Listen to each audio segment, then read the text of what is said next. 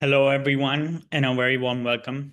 Thank you for joining us for our third session in our Shoonya Webinar Series, where we discuss the key building blocks of India's zero pollution mobility transition and hear directly from the people shaping its future on the ground.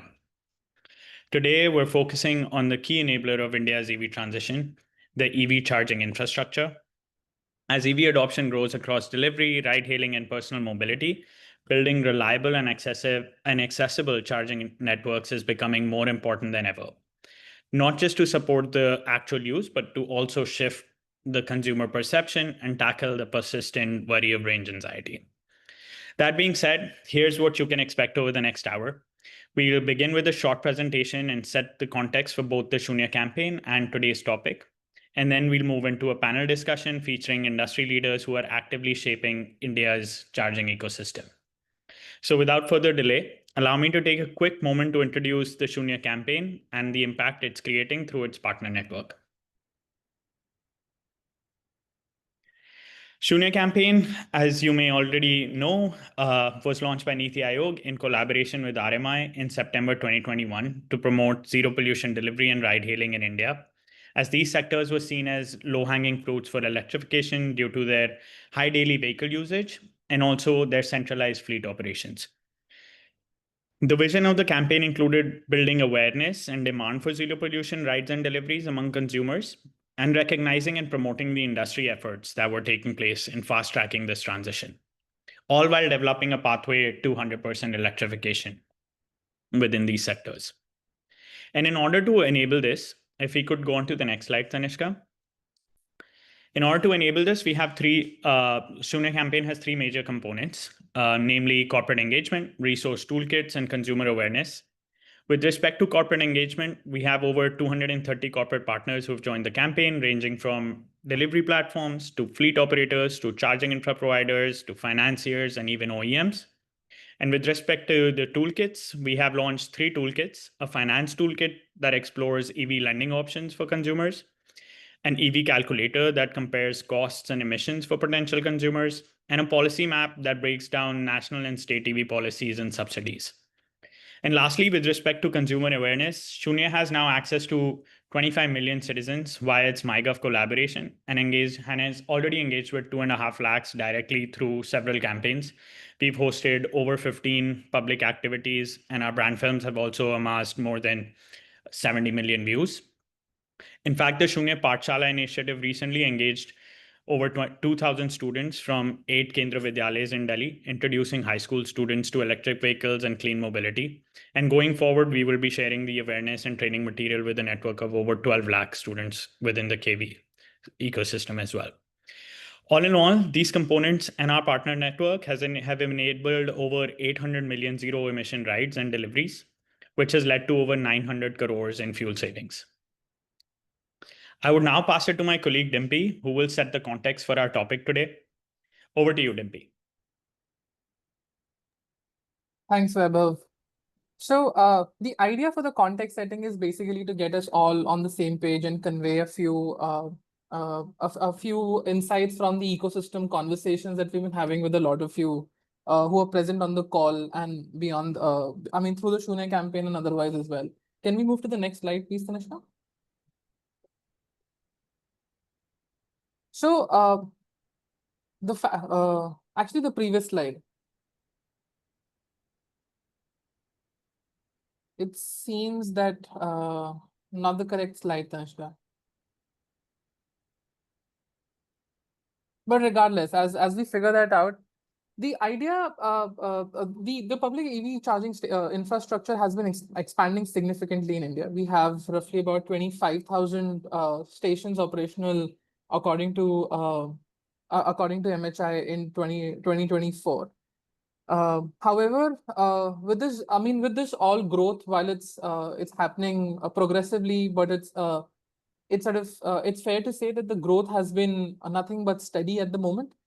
It's all this growth is kind of stationed in larger cities like Delhi, Karnataka, Maharashtra, Tamil Nadu, and Uttar Pradesh at the moment. And it's fair to say that tier 2, tier 3 cities, including highways, continue to be significant. There has to be sort of significant gaps in both charging and swapping access. While the interesting part is that while this information on charging infrastructure is available publicly, the information on battery swapping station is more limited and less sort of systematically captured in public domain, despite their growing relevance in specifically for the two-wheeler, three-wheelers, and now for larger vehicles too. This steady growth, or in a more harsher language, this slow growth of charging and battery swapping infrastructure has currently been, can be currently sort of attributed to largely the following impediments. Can we move to the next slide, please? The next one. Cool. Thanks, Tanishka. The issues at hand right now are, of course, the high upfront cost of setting up these charging stations and battery swapping stations. They're challenging for operators to sort of set up and achieve some sense of scalability through the investments that need to be made. There's significantly low utilization rates for public charging infrastructure in our sort of understanding with a lot. Talking to a lot of you, we figured out that for a few charging stations, it's less than 5% utilization capacity at the moment. And of course, goes without saying that land availability and zoning constraints and everything continues to be a challenge. This challenge is further kind of enhanced by is sort of further enhanced by the grid readiness issues that a lot of distribution companies kind of right now face. While there is a lot of direction from Ministry of Power and MHI, so to say, for a regional uptake, but fair to say that distribution companies at this point or nodal agencies at this point lack the know-how and capacity to kind of scale all of this. In their region specifically. This is further kind of the whole challenge kind of further deepens when you talk about the lack of standardization in hardware, specifically for two-wheelers and three-wheelers at the moment. The hardware standardization as well as the communication protocol standardization creates a lot of barriers for any interoperability to be achieved. While there's some semblance of an interoperability that the market has achieved for the four-wheeler sector, all of this needs to be still achieved for the two-wheeler and three-wheeler sector still. And of course, there are multiple sort of financing challenges with high capacity charging stations and battery swapping networks, specifically for heavier vehicles that kind of limit the scalability. Can we move to the next slide, please, Tanishka? However, as we spoke about a few challenges that kind of need to be addressed and solved for as we go, the number of emerging opportunities and interventions that the government, the industry leaders such as yourself have been able to kind of pedal on to achieve all of this so far. Of course, the public-private partnership remains crucial. Government facilitation of land access, co-investments, subsidies in unlocking development in key cities would essentially be crucial. Smart and connected charging is becoming more and more acceptable. Cloud platforms for real-time charger availability, remote diagnostics, and payments are basically improving user trust, so to say. There's a lot of development that we have seen that has assured some sense of scalability when we specifically talk about fleet-focused depot charging that is gaining a lot of traction. It ensures high utilization for hubs, logistic partners, and e-commerce players, and also gives some level of financial stability to a lot of charging and battery swapping players in the market. We are also seeing a bent or an increased traction for community charging, which we hope that would replace residential and workplace charging, at least for private use vehicles. We understand that the challenge of installing private charging in each and every location, apartment, workplace would become a challenge. And at some point, we would have to move to a more community charging based model where where basically a charger is shared by the entire apartment or an RWA or workplace. And of course, we can sort of go without saying that battery swapping has emerged as a viable model for high usage commercial vehicles at the moment, and also making a headway into more B2C avenues as well. Well, not taking much time, but all in all, a few things that we'd like to sort of focus a lot of your conversations as sort of Samita begins to moderate today's panel. would essentially be that a few considerations sort of remain key for all conversations on the ecosystem at the moment. Utilization of these assets remain to be the single most critical metric. Without sustained high utilization rates, business model for public charging and battery swapping would not be viable. Infrastructure must be demand-led and not supply-led. Strategic planning to co-locate chargers for demand exists. Industrial hubs, freight corridors, fleet depots is very essential. Policy fragmentation needs alignment. States and state nodal agencies should harmonize some level of incentives, approach, operational issues, regulations to create a more, a more homogeneous way of kind of enabling, facilitating charging and battery swapping. And of course, again, battery swapping and charging are complementary in nature and not competitive. Both have their roles for all vehicle segments and use cases. And the last part, of course, is that interoperability continues to be non-negotiable. For anything to grow, we need to behave as a standardized, convenient, and accessible market as we go ahead. But with that, essentially passing it back to Vaibhav.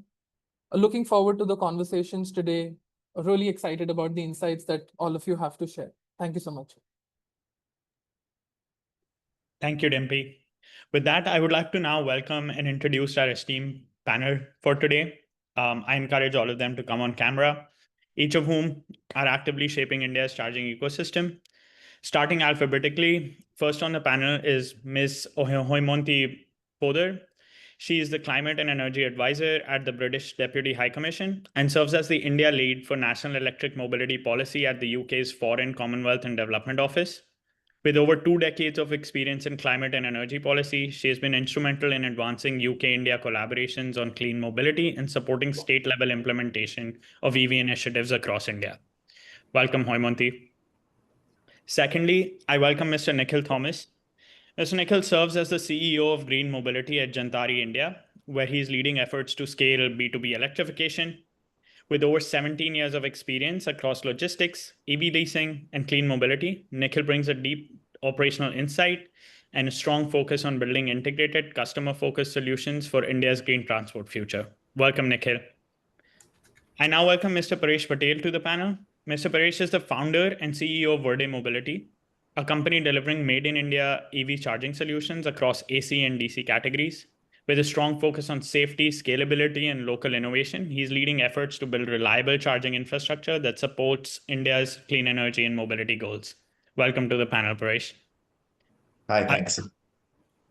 Thank you. I would also welcome Mr. Pramod Sharma. Mr. Pramod is the Chief Operating Officer at Sun Mobility, a pioneer in battery swapping solutions for electric vehicles.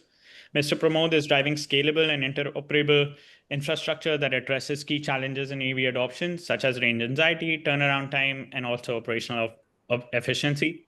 Welcome, Mr. Pramod. Thank you. Lastly, I want to welcome our moderator for today, my colleague, Ms. Samita Shiredar. Samita is the Director of RMI's Global Transportation Practice, working to advance clean, efficient, and affordable mobility solutions across India and other global South nations as well. With that, I look forward to a productive session. Over to you, Samita. Thank you so much, everyone, and good morning, everyone, and a very warm welcome to today's webinar on accelerating the EV infrastructure ecosystem in India. This is our third session in our ongoing series, and today's discussion is going to focus on charging the EV revolution. So India's clean mobility journey is at a very critical inflection point at this stage, and EV adoption is picking across all of the different types of vehicles, right from two-wheelers all the way up to electric trucks. But the long-standing question still continues to surface with respect to achieving the scale. We have all heard of the chicken and egg dilemma, but in our case, the version of the question is what comes first, the EVs or the chargers? And today we are going to hear the infrastructure side of the story. Along with the panelists, I'm really looking forward to discussing how can we ensure equitable access to charging, how can different business models and policies evolve to reflect the real world fleet and user behavior, and finally, how can public and private sector work together to shape the entire charging infrastructure ecosystem together. In terms of the structure of the panel, we'll begin with one opening question for all the speakers, then move into specific questions for them, and we'll also end with a fun and insightful rapid-fire questions to hear quick takes on the future of EV infrastructure. We'll also save some time for Q&A at the end, so please add all of your questions into the chat box or into your Q&A block that you'll see at the bottom. So with that, a common question to all of the panelists, from your perspective, how does infrastructure shape the pace of EV transitions, and how is your organization working toward it? So with that, I'll pass it to Mr. Paresh first. If you could share your views on how does infrastructure shape the pace of EV transition, and how is your organization working towards it? Yeah, I think as you rightly pointed out, it's a chicken and egg situation. And by the way, don't get scared of my accent. I am Indian. I've been in India for 24 years. So just a California accent is there. So in any case, yeah, infrastructure is a big part of it, because if you don't have infrastructure, where do you go to charge? And if you don't have the cars, why should I put in the infrastructure, right? So that's the chicken and egg that you were talking about, and so the infrastructure in India is actually quite challenging, because there's, as I think Deepi pointed out, there's a lot of challenges in terms of grid readiness, in terms of charging networks that are out there, and the fact that the charging networks are all up and running, which is another big issue that's in the Indian context. Not because of the charger CPOs or the charger manufacturers. Unfortunately, the Indian condition is that there is theft of cables. Right? So when you go to DC charging, there's no DC charger available, or there's a cable not available. But the infrastructure needs to be in place such that, when we want to purchase a charger, install a charger, and get it in the appropriate location, so that users can go and charge and put things together, or plan their journey, it's available. So, and like I said, grid readiness is a big part of it. Having reliable chargers is another part of it. And the fact that if we can get electricity boards and other companies to understand that, a good grid, even though we have solar and we have a lot of renewable energy coming through, we still have a lot of challenges in getting a transformer, putting those together, from an operational side on the charging side, right? But once that infrastructure is in place, then I think we'll be ready. And to put this in context, maybe it alludes to your question. You're going to questions down the road, but I'll say it now. And that is that if you look at the petrol or oil rollouts, the gasoline rollouts, and the station infrastructure, it took 40 years basically to get the entire infrastructure together for that, in the United States, right? And we're here, between 1915 and 1940. That was the time period, and we're in the early adoption phase of EV as well. So it took the first 15 years, it was a slow and steady growth, and then the next 10 years, because of adoption of EVs and other things like or gasoline cars, it took off in the last 10 years. I see that same thing happening, and infrastructure plays a big role in that. No, thank you. Thank you for sharing your perspective. I'm curious to hear if, Nikhil, you would like to share your perspective, and also just how your organization is working on this whole infrastructure piece. Yeah, thanks, Amila. Yeah, I agree that the advent of electric mobility is in fact is an ecosystem transformation event, right? So therefore, we at Gentari basically feel that infrastructure plays a huge role, right? Especially charging infrastructure. And that's why we're setting up, reliable, scalable, and accessible charging infrastructure across the country, so that it aids in this whole EV transformation. Now, we've been talking about, the chicken and egg problem, right? But I'm sorry, Paresh and Samita, I have a different view, right? The chicken and egg basically kind of existed probably a year or year and a half, or probably a couple of years ago. But I think things are changing. It's not a chicken and egg problem anymore, right? So if you look at these two business verticals, the EV business and this charge point operator business, I think they're kind of growing at their own pace, right? And I'll give you examples. So basically, we've kind of gathered info in such a way that three scenarios exist, right? Of course, the fundamental thing of charge points following EVs, right? So that's where charge point operators install all of these charging infrastructure where EV density is pretty high. Right? That's typically what you see across the board. Right? But then there are certain CPOs who have gone, who got gathered enough information and data to kind of anticipate demand. Right? So they're setting up infrastructure where there are probable EVs which may come in at certain destination locations. Prominent highways, etc. Right? Anticipating that future demand would take care of it. So that's where CPs are leading EVs, right? Now you've got a peculiar situation where both of them come together, and that typical use case is fleet operation. Because when fleets basically transition into EVs, they do it in the bulk, and therefore I don't think single CPs will basically kind of solve for it, right? So that's where they kind of drag along a hub also along with EVs being brought into the ecosystem. So that's where these two come in together. So the chicken and egg, I think, is history. I believe, and I think there are clear signs, and we at Gentari are basically kind of doing that as well. So to summarize, right, if there are viable business models or use cases, I think we're open to kind of dive in and then grab the opportunity, and that's how I see it. No, thank you for sharing that perspective. And I'm also seeing a few thoughts that are resonating in our engaging chat that is going on the side. Nikhil, just a quick request, if you can also maybe just come a little bit closer to the microphone or maybe reduce a little bit of background voice, that would be better from audio issues. I want to hear, yeah, thanks. I want to hear Haimanti's perspective on the same. Any thoughts from you? Yeah, thank you very much, our team RMI. And I would start by saying that, look, I mean, India is making fantastic progress in the uptake of EVs, and it's across various segments and mostly driven by the national policies and also the subnational policies. So the UK government, we've been working very closely with India, particularly with Niti Aayog, with the Ministry of Power, with MNRE, and the other ministries at a global level also for knowledge exchange, see through our Zero Emission Vehicles Transition Council, where we bring together different countries where they exchange, challenges and opportunities, and what is the next best technology which is coming, reshaping the market, that sort of a thing. So that could be on the charging infrastructure, it could be on batteries as well. And then at the national level, we engage with Niti Aayog on various areas on policies. And then at the subnational levels also, we work with the cities and the states. Now, if you for any infrastructure creation, fund is absolutely essential. And we try and bring together the best practices that are there internationally. So in the UK, there is something called the Levy Fund, and it's called the Local EV Infrastructure Fund.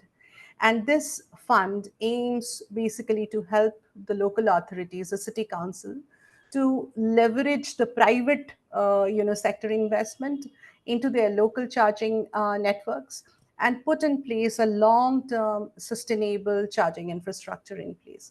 So this is how it is happening in the UK, because there are three specific strategies that UK has. One is the UK EV charging infrastructure strategy. Then there are schemes for local governments for EV charging infrastructure creation. And then there are standards for enhancing the consumer confidence and everything that comes around with it. So I'll stop there. No, thank you. Thank you for sharing that perspective. Pramod, over to you. Yeah. Thanks, Smita. I think most of the points are already covered, but my value, I feel it's no longer a chicken and egg story. I agree with Nikhil. Probably what it needs to be done is you have to give value proposition to consumer what is used to do. And then the demand side and supply side would start moving together. And that's what we are seeing in the battery swapping. I mean, when we are trying to giving to a consumer or end customer the cost which is used to today, whether it is the upfront capex cost or the opex cost, we start coming in and And the proof of the pudding is, I think today, Dimpi mentioned about 25,000 chargers on 24, end of 24, maybe there are 28, 20 or 30,000 now. But battery swapping also has around 40,000 charge points overall. I mean, you have a population of 4,000 swap stations across the country. We ourselves have around 1,000 of those. And each of them, Sun Mobility's swap station has around 15 charge points. And if I take average of 10 for the industry, because Honda has around, they can go up to 32, 30, 34. Average of industry, if I take 10, I mean, so 4,000 multiplied by 10 is around 40,000 charge points are already available on the battery swapping technology. So important thing is, I think, to grow the sector. I mean, we have done well, whether it is the charging stations or the swapping station. Important is to take it to the next step. And that's where what we are realizing is the grid infrastructure has to play a major role. So when you're talking charge point infrastructure or the swapping infrastructure, it's important to have idea about the grid infrastructure, which is a challenge. Power generation is not a problem in this country, but distribution is a serious problem. You go outside any of these even metro cities, I think getting a stable connection itself is a problem. And when you are selling energy, the part of as CPO or BSO, I think availability of power of that energy on the backside is extremely important, because business models collapse if the energy is not available for, let's say, 5 hours or 4 hours and things like that. So to me, I think the grid and real estate, if they can be kind of aligned to the policy intervention, whichever way, we can move faster. That's our experience. That's what it is. No, thank you. Thank you for sharing that. And I think I'm seeing a lot of kind of consensus in terms of how we are kind of past the stage of chicken and egg at this point, but it is more about this whole integrated coordination across EV demand, supply, charging infrastructure, and as well as grid and technology innovation at this point. So thank you for sharing all of your perspective on that. I wanted to just follow up with Mr. Paresh on some of the points that you had made before. Especially with India's emphasis on Make in India and self-reliance in terms of clean technologies, how exactly is Verde Mobility leveraging Made in India push to drive safer, more reliable, and kind of locally relevant charging infrastructure solution at a scale? Yeah, I think the Made in India is actually super important, because we have to have our own chargers that are charging for the Indian context, right? A lot of the chargers that are coming from abroad, we also make content management or charger management software. We've had to reverse engineer and look at stuff that's coming from abroad to make sure that and design around things which can cause reliability issues of the stuff coming abroad, because it's not meant for India. Not the extremes in temperature, the dust, the other factors that come into the power, as rightly pointed out, the power fluctuation changes. So we have to make localized changes to the hardware in India, and then also make the software such that it's available in the Indian context, because other countries don't have UPI, but we have UPI. So the user should be able to go and use UPI to do your charging sessions. We should have that linked into maybe, the fast tag or plug-in charge, things like that are in the Indian context. That's why built and made in India is kind of what our ethos is. So it has to be cost effective, has to be modular, has to be scalable for the Indian conditions, right? And the fact that it's designed and manufactured in India, the intellectual property stays in India, and then we can basically, part of the reason why we're around is to actually provide opportunities for youngsters and grow employment within India with our own infrastructure. No, thank you for shedding light on that perspective. Just another follow-up on different side of things with respect to India's net zero goals. I wanted to ask a question to Mr. Nikhil. In terms of currently India's decarbonization ambitions are currently heavily reliable on the renewable energy penetration and electric vehicle adoption. So, what do you think are different, most effective ways to accelerate renewable energy integration with respect to charging infrastructure deployment in India at this point? Okay. So I think even before we get to renewable, right, I think there's this whole grid-based sort of a charging infrastructure that we're developing, right? And the success, I mean, see, at the end of the day, it's to kind of create what do you call reliable, user-friendly sort of infrastructure for the users to kind of use. So now I would kind of take a step back and then look at how would these results come about, right?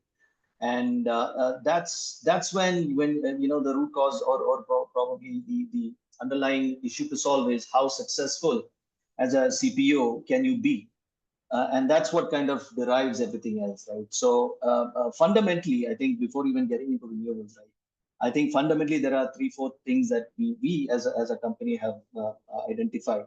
And first of them, one of them is the network that you have to kind of build.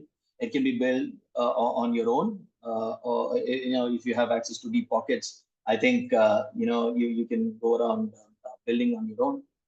But there's another option of where you access roaming partners, right? Where just like what you do in telcos, you get partners to kind of roam with you, and then for the user, basically what you get is a big array of charge points on a single platform. So that's the network part of it, right? Second is, I think Paresh had mentioned the reliability factor, right? I mean, of course, I mean, range anxiety is all about finding whether I'll reach to a charge point or not, right? But once you reach there, then no new different anxiety starts, which is the charger anxiety, whether the charger that that you see on the app basically works, right? Or is it even there, right? So that's the second problem statement. The third is the platform itself. How convenient is the platform, right? For example, in Gentari Go that we have launched last year, it's not just about charging stations that we display, right? It's not just about our own charging stations or roaming partner charging stations that we display. It's about showcasing, how do I electrify my homes as well, right? How do I get renewable? So that's the renewable element, coming in, right? And that kind of gels in with the whole theme of clean mobility and clean energy. So that's something. So the platform plays an important role. And I think one of my fellow panelists had mentioned the part of utilization. I think utilization is a key aspect of whether you are viable or not, right? So therefore, all of these 4 points are things that a charge point operator should be wary about when they set out to kind of establish charge points or install them, right? Then comes the whole renewable part of it, right? Now renewable, we have certain charge points where we're actually using grid and renewable sources of energy. That's just to complement, right? But then to truly extract the value of renewable, I think it has to be much more. I think the advent of open access. I think we've got steered, in fact, not just from the people who are building it, but the government as well, right? So the policies that are in place basically kind of helps faster adoption. So that's how I see it. I think as Gentari, I think we're kind of keeping our eyes and ears open, looking at all possible options available, because we as a group have in-house capabilities of building renewables. We've got hydrogen and of course green mobility. So we would want to kind of see it as an integrated play going forward, probably in the next couple of years down the line. That's how we view it, this space. Yeah. No, thank you for sharing that. And also thank you for touching upon the whole point with respect to utilization. And a critical factor with respect to utilization is also the location and siting. So my next question to Haimanti was just going to be, if from policy perspective, if you could share any thoughts in terms of ideal strategies for charging infrastructure siting, and then broadly, what should be the utmost priority to make sure that the access to charging infrastructure is equitable across different Indian states and also different parts of like across the urban as well as peri-urban or rural areas? Thank you very much for that question. And my fellow panelists have talked about grid and other things which are absolutely essential for any success of creation of a robust charging infrastructure. I would say there is one thing which is emerging from the experience, and I would say that customer needs to be at the heart and the center of developing any public charging infrastructure ecosystem. And when we say that, we could look at frameworks that through which you can improve the charging infrastructure experience. It can start from, like Nikhil mentioned, about locating a charge point. So the dynamic data and the static data both. So if you have a mobile application, you can locate a data, the data for where the charging infrastructure is present, but then you do not know whether they're available or not. So real-time dynamic data, that is very much essential. So there are 5 aspects I would say to this, and one would be availability. So increasing the charger density is very, very important, and bringing the charger to the public, helping the public to use it in ways so it should be reliable. So improving the service delivery also is very, very important of the charging station. So during charging, what are the other conveniences you are looking at? Wi-Fi, sitting. I mean, there can be a host of factors over there. The third thing I would say would be transparency. So it's like comparing tariff across, stations, hubs, networks available in close proximity. The fourth would be definitely accessibility. And this is like inclusive infrastructure for all kinds of users. It could be for the senior citizens, it could be person with special needs.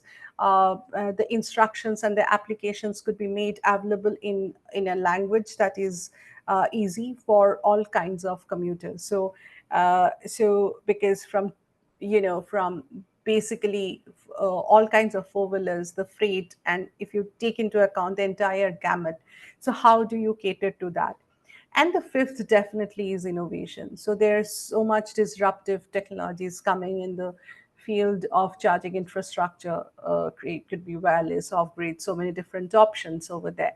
So what would be the best one that is suited for that region, that locality? So I'll stop there. No, thank you for sharing that. And just on the topic of technology, my next question is to Mr. Pramod. Could you speak a little bit about how battery swapping as a technology can support businesses with reduced downtime, especially for high utilization segments like delivery or ride hailing? So, Smita, I think that entire EV journey in this country is led by the ride hailing and the delivery services. And, if you look at that class of people who are driving this, I think every rupee saved for them counts a lot. And they know on daily basis what kind of maintenance is there in their whatever vehicle they may be running, whether it was petrol, earlier diesel and petrol driven, and now EV driven. So they know the maintenance cost, they know the upfront cost. So what can help them best is important. And now we are talking about ride hailing and delivery. Going forward, we'll be talking about the truckers and all. These are all unorganized society, belong to unorganized society. And for them, I mean, every rupee counts and every rupee saved is what matters most.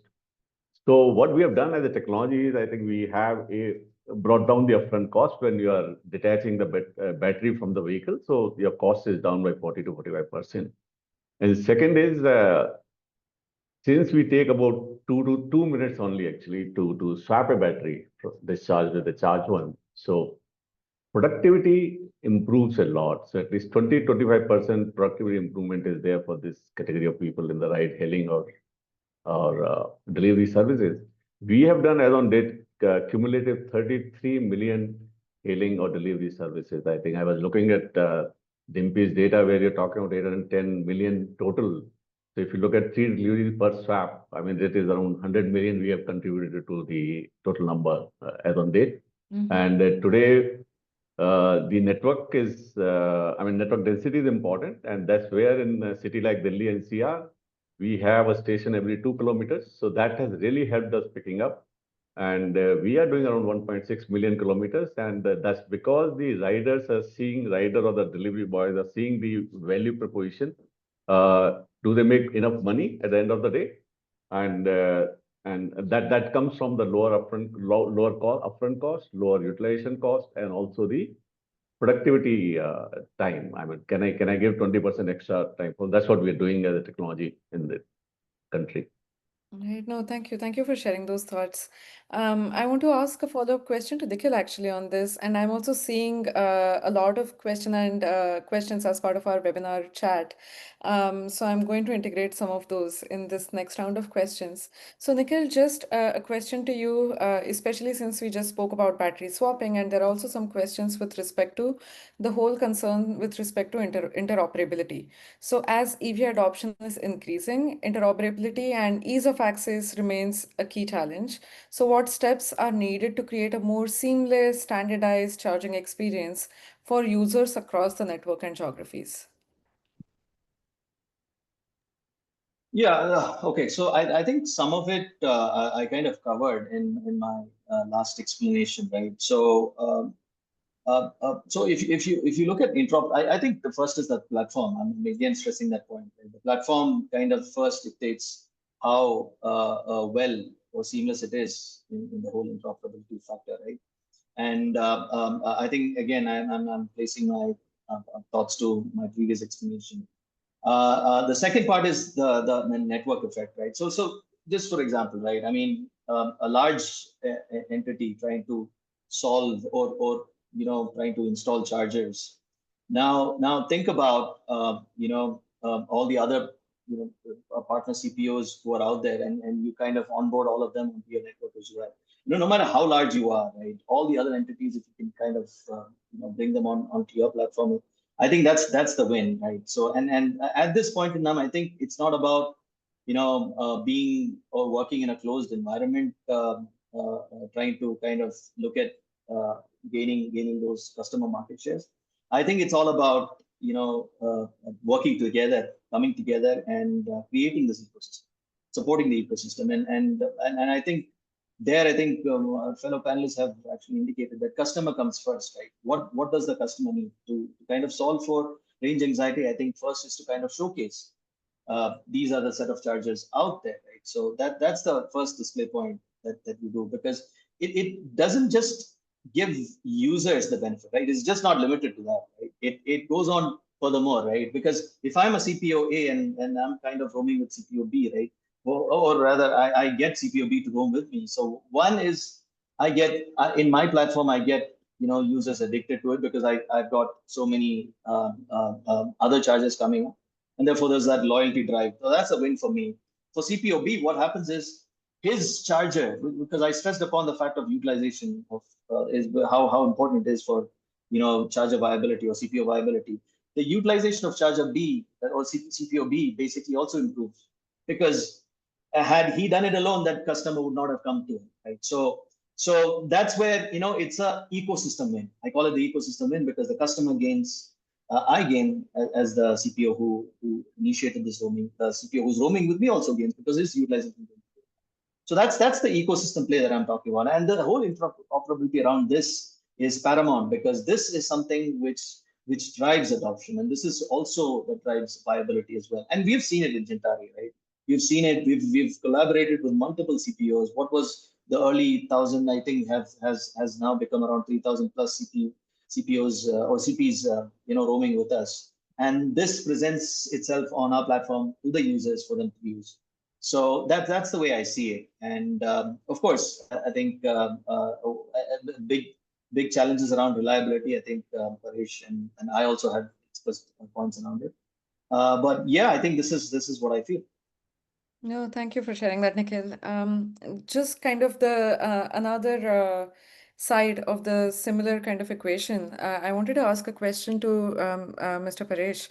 How exactly is Verde Mobility approaching data privacy and system security related optics within the charging infrastructure? And why is it critical for users to trust why is it critical for user trust and infrastructure growth broadly as it relates to data privacy? Yeah, I think it's a tiered approach for data privacy and security in general, right?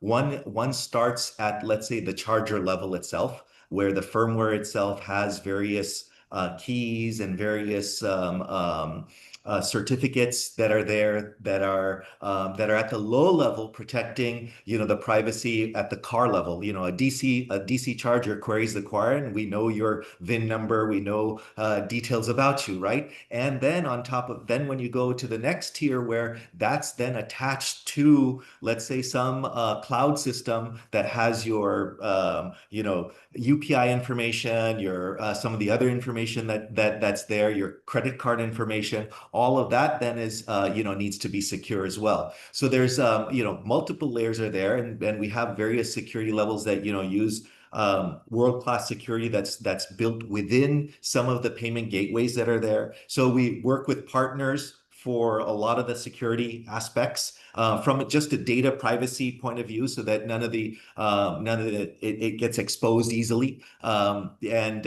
so yeah, like I said, the privacy that's there is it's a combination of where you have to have your software and the internal hardware firmware that's completely bottled up in terms of using low-level security as well as high-level security certificates. And then on top of that, you have just other things that are from a security point of view. It's just not and data privacy. It's also when chargers, we see that chargers, they're going to maybe have cameras in the future, right? What happens to your picture? What happens to your data for the camera and all these things? That's still a question that needs to be worked out. But still, there's lots of data points that are collected from a user perspective that right now we have security that's there, and for our cloud servers to our hardware.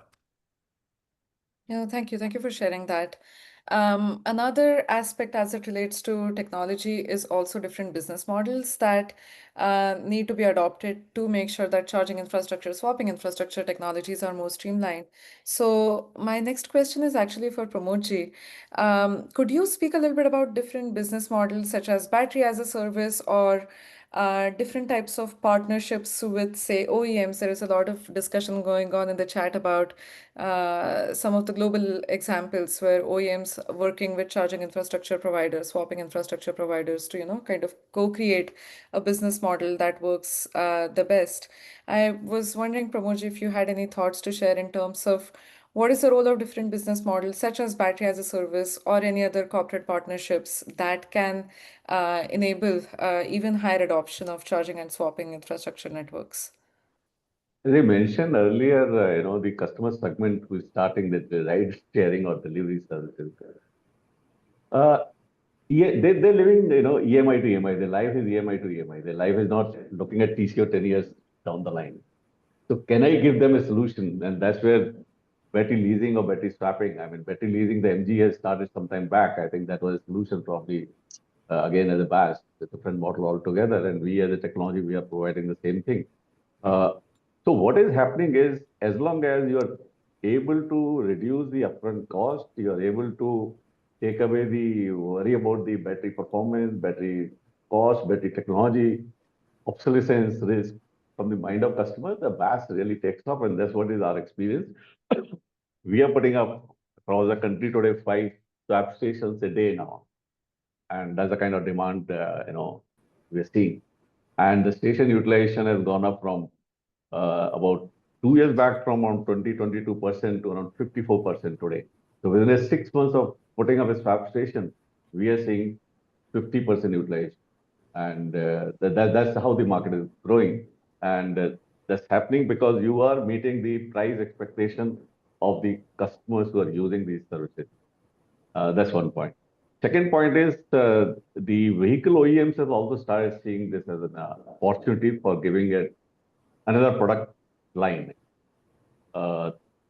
Yesterday I saw, okay, when we started in battery swapping way back in 2018, we were the only players. Today in 2 and 3 wheeler segment, there are 24 players, including Honda, Gogoro, Reliance, Battery Smart, to name a few. And this number is growing every day. New players are coming in.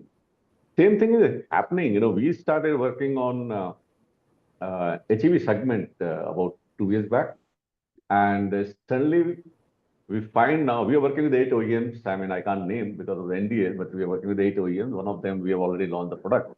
But what is happening yesterday? I knew the Photon is a company in India is tied up with Photon of China on a battery swapping trucks in the country. The SAMU is already there. So the OEMs are looking at value proposition, especially in the HEV segment, where the costs are 2 to 2.5 times of the IC segment, vehicle to vehicle. So there's a sweet spot when you're trying to detach the battery and put up. And all, whether the capex or opex starts falling in the what they are currently used to, by the OEM selling the vehicle or customer buying the vehicle. And that's where we feel, I think they play for everybody. I mean, I'm not saying a technology will work. There are use cases. All use cases will work in the country. And I think OEMs are accepting this as a technology. And they are, I mean, we are like, for example, we have in 2 and 3-wheeler segment, 20 different vehicle models are operating today across 14 OEMs in the country. Right?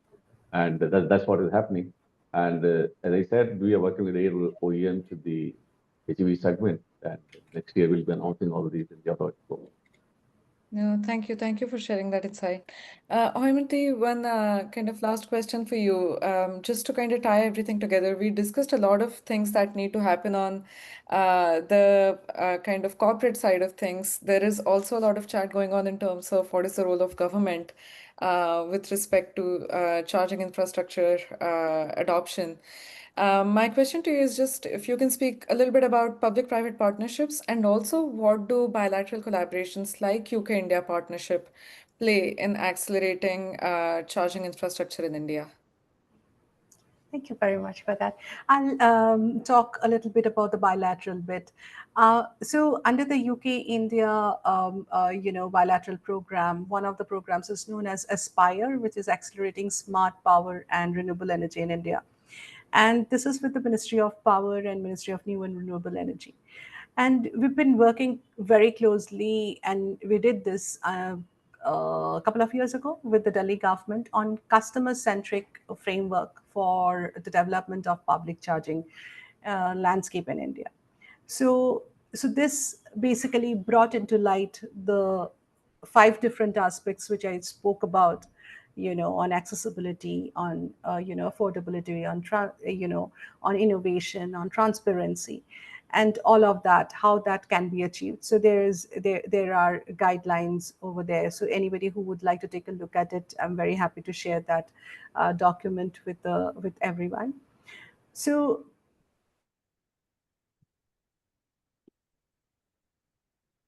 I think we lost Haimanti over here, but I think we'll probably just wait for her connection to come back. But meanwhile, I just wanted to kind of retouch on the topic of, what is the critical role of bilateral engagements and also public-private partnership when it comes to charging infrastructure adoption.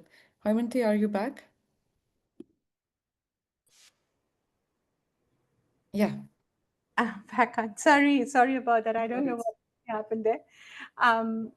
So can you hear me now? Fine. Yeah. Okay, so we do work at the national level, and like I mentioned, we work with cities as well, with states as well. So this one example I would like to give, that we have worked in Shimla for creation of the charging infrastructure over there. So planning the charging infrastructure, where they need to be located and where they should not be located, because Shimla is, it's got a hilly terrain, it's got different geography altogether. So what helped is that similar such cities in India can actually think of accelerating the charging infrastructure based on the lessons learned we have seen in Shimla. So I would, I would like to say that the geography of India is just so diverse, and there's no one particular model that's going to fit in every state, in every city, given the challenges, the landscape of it. The land use over there.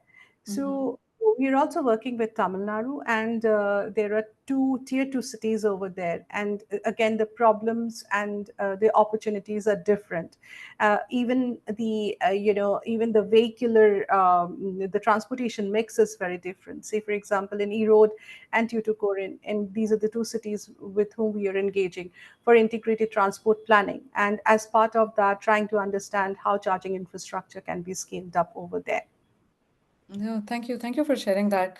I wish we could continue the discussion for much longer. I tried to incorporate some of the discussions from the chat as well into these questions. And there are more questions for some of you in the chat, so definitely please go through that. But I want to end today's discussion with a rapid fire round. I would request to go in the order of Nikhil, Paresh, Pramod, and then Haimanti. And if you can share the answer in one word or one phrase, I think that would be fantastic as we go through the last 3 minutes of the chat, of the webinar. My first question is, what is the most common myth that you keep on hearing about EV charging and something that is not true? So what is the most common myth that you keep on hearing about charging? Guessing I'm going to take that, right? Yeah. Yeah. So I think what basically gets asked, and I still get it asked today, currently as well, is are there enough chargers, right? And this is one of the fundamental problems that people state. There are no chargers, then hence I'm not going to buy it. That's the myth. Yeah. Paresh, what is your thought? Yeah, for me, I think it's charging takes too long. Yes, it must be tempered with the real use cases. How are you going to use the car?